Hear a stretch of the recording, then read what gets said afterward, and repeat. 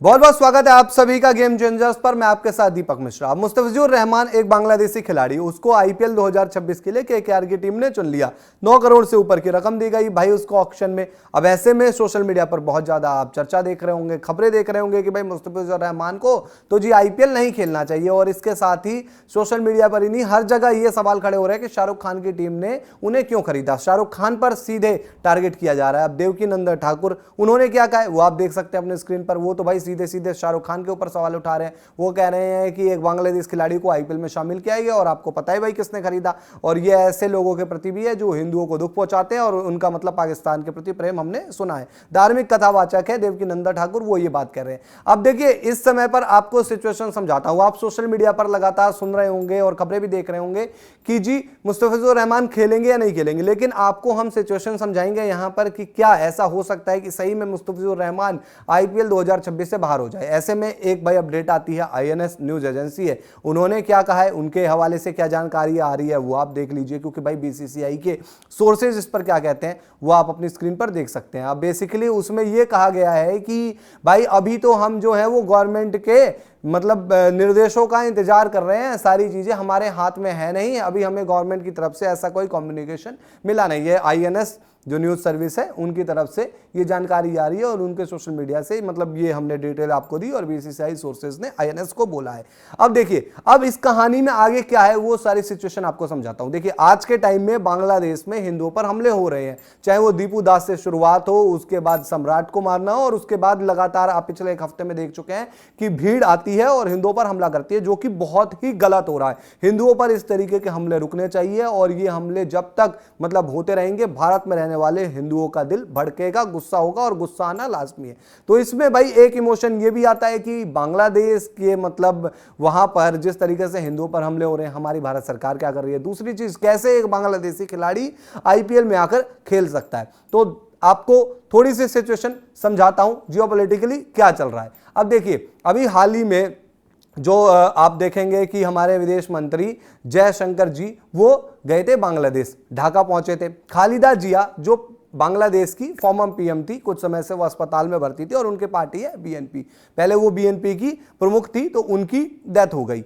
अब जब उनकी डेथ हुई तो भाई जयशंकर जी वहां पर पहुंचे और उन्होंने वहां पर शोक भी व्यक्त किया। और आप देखेंगे जो ये इंसान है जयशंकर जी के साथ में वो है तारिक रहमान, ये खालिदा जिया के बेटे हैं। ये 17 सालों से लंदन में रह रहे थे, तमाम इनके ऊपर केसेस वगैरह डाल दिए गए थे शेख हसीना की सरकार की तरफ से, जब अवामी लीग वहां पर राज करती थी। लेकिन अब जब शेख हसीना वहां से निकल चुकी है, अवामी लीग को इस बार चुनाव लड़ने नहीं दिया जा रहा, तो तारिक रहमान आ गए हैं और मोस्ट प्रोबेबली यही माना जा रहा है, यही क्या माना जा रहा है कि अगर ये जीते तो यही बनेंगे बांग्लादेश के अगले प्रधानमंत्री। अब ऐसे में जो जयशंकर यहां पर पहुंचे भाई, उन्होंने एक लेटर दिया, पीएम मोदी की तरफ से शोक व्यक्त किया गया था। खालिदा जिया को बताया जाता है कि किस तरीके से उन्होंने बांग्लादेश की राजनीति में एक बहुत ही इंपैक्ट डाला है। तो इस तरीके से बाकी राजनाथ सिंह उन्होंने भारत में बांग्लादेश हाई कमीशन में जाकर शोक व्यक्त किया, आप देख सकते हैं कि हस्ताक्षर भी कर रहे हैं शोक व्यक्त के रूप में। इसके अलावा उन्होंने ये डिटेल भी अपने सोशल मीडिया पर शेयर की। आप ये लाइन एग्जैक्टली पढ़ भी सकते हैं कि बीएनपी चेयरपर्सन बेगम खालिदा जिया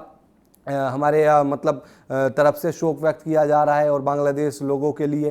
तो ये अब सिचुएशन यहां पर ये आ जाती है कि आज के टाइम में बांग्लादेश में जो हिंदुओं पर अटैक हो रहे हैं वहां पर यूनुस है। अब यूनुस का भाई ये माइंडसेट है कि बांग्लादेश में चुनाव ना हो, क्योंकि आप जानते हैं कि बांग्लादेश में चुनाव होंगे तो उनकी सत्ता जो है वो हाथ से चली जाएगी और बीएनपी के जीतने के चांसेस वहां पर साफ साफ नजर आ रहे हैं, क्योंकि भाई अवामी लीग को तो लड़ने ही नहीं दिया जा रहा ना, और वो कमजोर भी नजर आ रही है। अब इसमें दो सिनेरियो आते हैं। अब भारत सरकार का इस पर क्या रुख है। देखिए भारत सरकार और बीएनपी की पहले ऐसे नहीं बनी है, ये फैक्ट है कि भारत सरकार और बीएनपी की बनी नहीं, पर स्टिल आज भारत चाहता है कि बांग्लादेश में कम से कम एक लोकतांत्रिक सरकार हो। अब जब तारिक रहमान लंदन से आए थे तो उनकी आप पहली रैली जाकर सुनेंगे, जब उनका ढाका की सड़कों पर स्वागत हुआ और लाखों 20 लाख से ऊपर लोग ढाका की सड़कों पर पहुंच गए थे, तो उन्होंने कहा था कि मैं चाहता हूं कि हमारी कंट्री में हर धर्म के लोग बराबरी से रहें और अच्छे से रहें, हम मतलब अपनी कंट्री को एक सेकुलर तौर पर देखते हैं।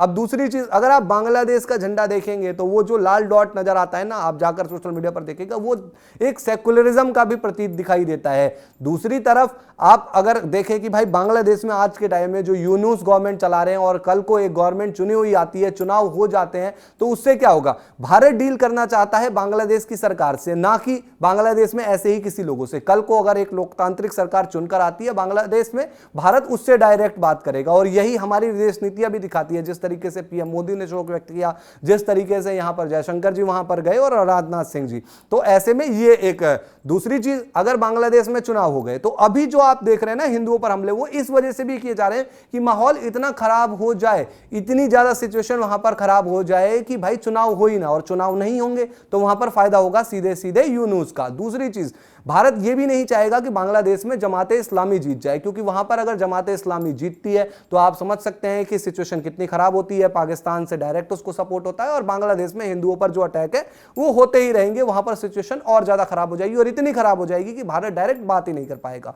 तो जियोपॉलिटिकली ये सिचुएशन अभी वहां पर यह दिखाती है कि भारत चाहता है कि बीएनपी अगर वहां पर जीत जाए तो उनके साथ एक लोकतांत्रिक तरीके से रिश्ते बेहतर हो। अब इस पे आता है कि मुस्तफिजुर रहमान खेलेंगे नहीं खेलेंगे। देखिए, अभी आपको बताया कि इस टाइम पर जो बांग्लादेश में हिंदुओं पर हमले हो रहे हैं वो बहुत ही ज्यादा गलत है और वो चीज रुकनी चाहिए, लेकिन स्टिल अभी ये चीजें हो रही है बांग्लादेश के अंदर, और ये मतलब जनवरी चल रहा है, अब फरवरी में चुनाव हुई है, तो जनवरी महीना ये जितने ज्यादा रुक जाए। और तारिक रहमान की तरफ से भी बयान आया है कि भाई ये जो चीजें हैं वो बेहतर हो जाएं, इस तरीके से हमले ना हो। तो ऐसे में आपको अब यहां से सिचुएशन ये समझाता हूं कि मान के चलिए बीएनपी जीत गई बांग्लादेश में, और बीएनपी से जब भारत सरकार बात करेगी और कहेगी कि भाई वहां पर एक तो हिंदुओं पर हमले रुकने चाहिए, तो ऑब्वियसली एक लोकतांत्रिक सरकार आएगी जो खुद वादा कर आ रही है कि हमारी कंट्री में हर धर्म के लोग सुरक्षित रह सकते हैं, तो उनको सुरक्षित रखना होगा, पहली चीज ये।